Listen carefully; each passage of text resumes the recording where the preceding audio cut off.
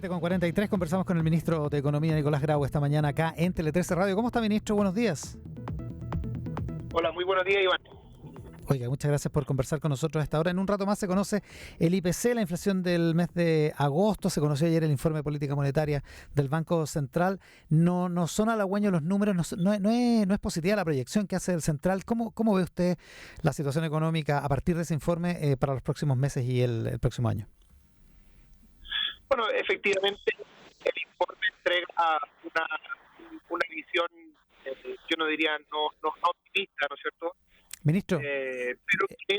perdón que lo interrumpa. Lo que pasa es que tenemos algún problema en la conexión, entonces tenemos medio intermitente su voz. Así que vamos a corregir, vamos a llamar de nuevo al ministro de Economía, Nicolás Grau, que estaba empezando a comentar la situación económica que describe ayer el Banco Central en su informe de política monetaria. También está el dato de inflación de hoy. El Central considera que vamos a tener una inflación de en torno al 6%. Esto es prácticamente el doble de la meta que busca el Central para el número de inflación durante todo el año 2023. O sea, que el fenómeno inflacionario de alguna manera se va a seguir extendiendo hasta principios del 2024, cuando el Banco Central ve ahí números más sanos. Es la expresión que ha usado ayer en su informe de política monetaria, y también una recesión en la práctica, con decrecimiento económico para el próximo año. Ministro, ahí sí que lo tenemos, parece corregido. ¿Cómo está? Buenos días de nuevo.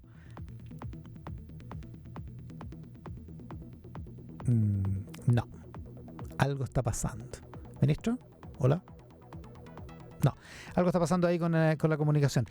Bueno, decía yo que el Banco Central ve recién para el primer trimestre, o para la primera parte del año 2024, una recuperación de los números de inflación hacia cifras más positivas. Y en términos de crecimiento económico, amplió o profundizó de alguna manera el pronóstico de decrecimiento económico para el año 2023. La economía chilena se va a contraer.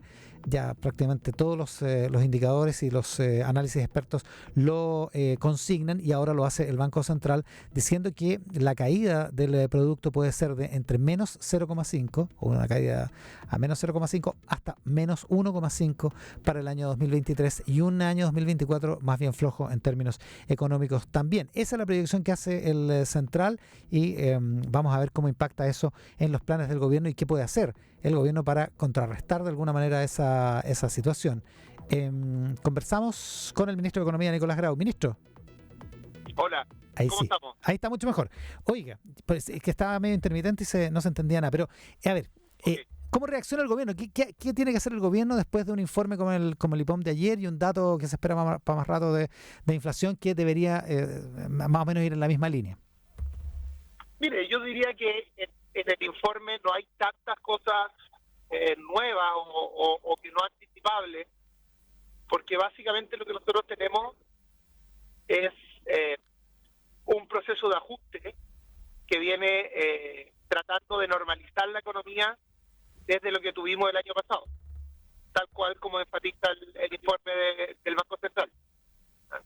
Ahora, lo que sí sucede es que la inflación ha sido más persistente de lo que se esperaba, y también ha pasado que el crecimiento de este año va a ser un poquito más alto de lo que se esperaba, y el crecimiento del próximo año va a ser un poco más bajo de lo que se esperaba.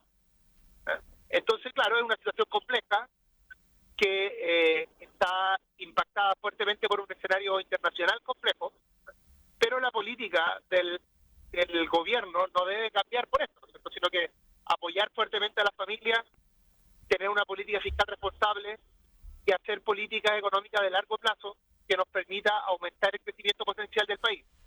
Porque recuerde usted que el crecimiento potencial del país ya era bajo, Claro. antes incluso de la pandemia, del estallido, de todos los eventos que hemos tenido en el último tiempo.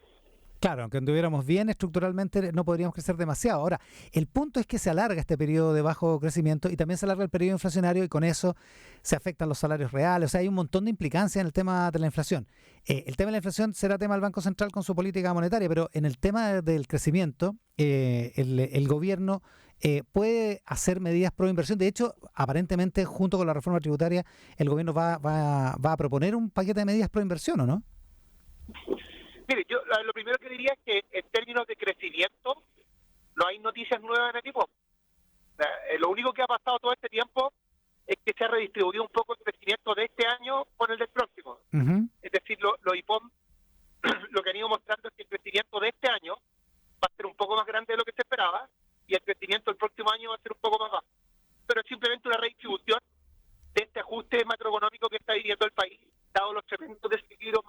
negativos que tuvimos en 2021.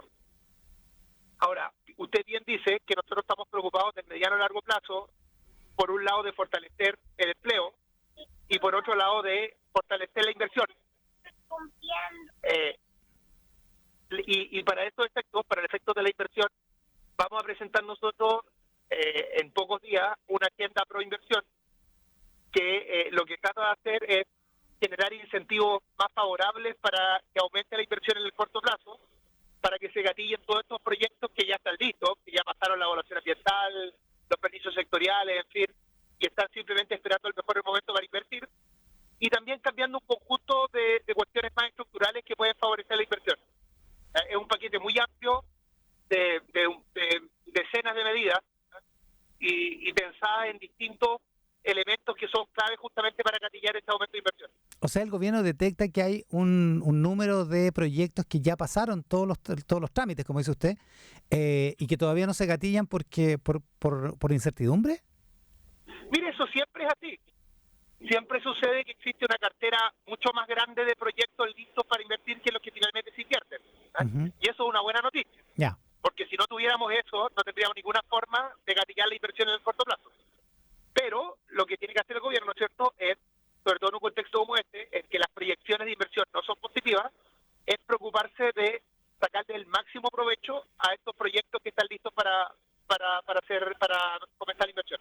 ¿No contribuye al ánimo pro inversión el continuar o empujar algunas medidas que están pidiendo sectores empresariales, sectores de la economía, como por ejemplo aprobar el TPP-11? Yo entiendo que es un resorte de la Cancillería, también de la Secretaría General de la Presidencia, pero supongo que en el equipo económico del gobierno se ha discutido sobre este asunto, porque el TPP-11 estaba pendiente para después del plebiscito, y bueno, si va a seguir pendiente hasta la nueva Constitución, la verdad es que puede esperar el sueño de los justos, digamos. ¿Va a haber una decisión en torno a eso que es, por otra parte, puede ser mirado como un símbolo, un signo importante pro inversión? Como usted sabe, el TPP-11 está en el Senado y eso puede avanzar dependiendo de la decisión de los parlamentarios.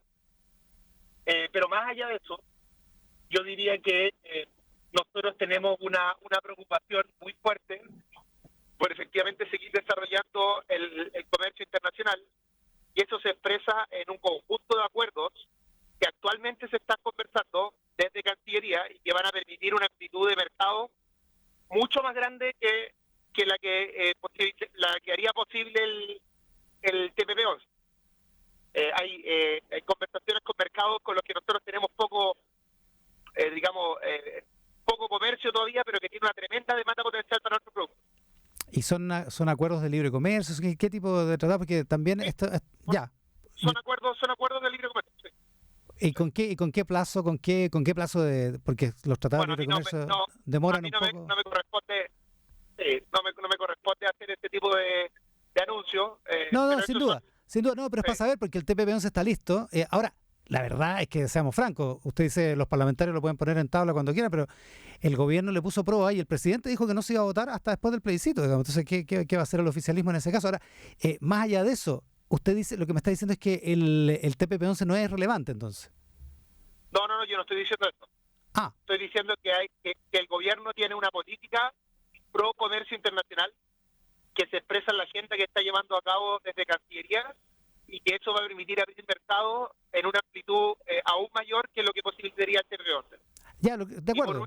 Lo que pasa es que si lo que le digo yo es que como signos pro inversión, el TPP-11 está parado, también el acuerdo con la Unión Europea que estaba prácticamente listo también está parado, y usted dice hay otros proyectos que son para mercados mucho más amplios, pero que donde tampoco se conoce en detalle. Entonces, por eso le digo, ¿no serían esos buenos signos pro inversión? Por supuesto que seguir avanzando en la agenda pro comercio internacional es favorable para el dinamismo de la economía, y nosotros estamos haciendo ello. La conversación con la Unión Europea no es que está parada, sino que se está resolviendo algunos elementos específicos, y nosotros como gobierno somos muy optimistas de que esto se va a resolver a la brevedad.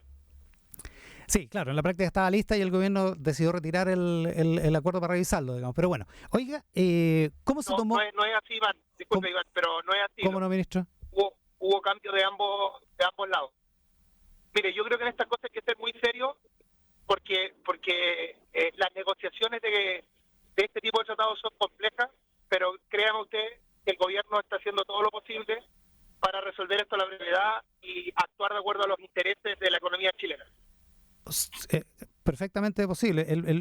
Siendo muy serio, como dice usted, el gobierno lleva 6 meses, va a cumplir 6 meses el domingo.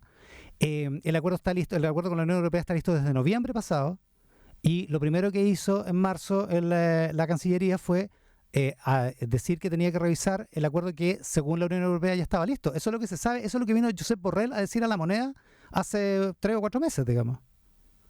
Bueno, como imagino usted sabe, la Unión Europea decidió hacer unos cambios respecto a cómo iba a ser la negociación, y eso ha complicado la negociación de la Unión Europea con distintos países, no solo con Chile.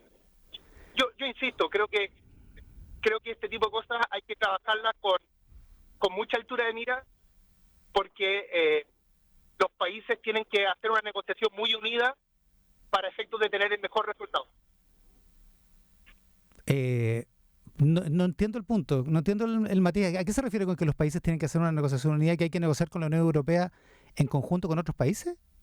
No, me refiero a que estos debates internos en el país no son lo mejor para efectos de poder tener una negociación en los mejores términos con la Unión Europea. Ya, perfecto. Ya, por eso me gustaría ser muy cauto de mi parte. Y además no es un tema que vea directamente el Ministerio de Economía. No, por supuesto, sí, yo sé que no lo ve Economía, ministro. Oiga, ¿cómo quedó con el plebiscito del domingo? Bueno, yo creo que es un resultado que fue sorpresivo en su magnitud.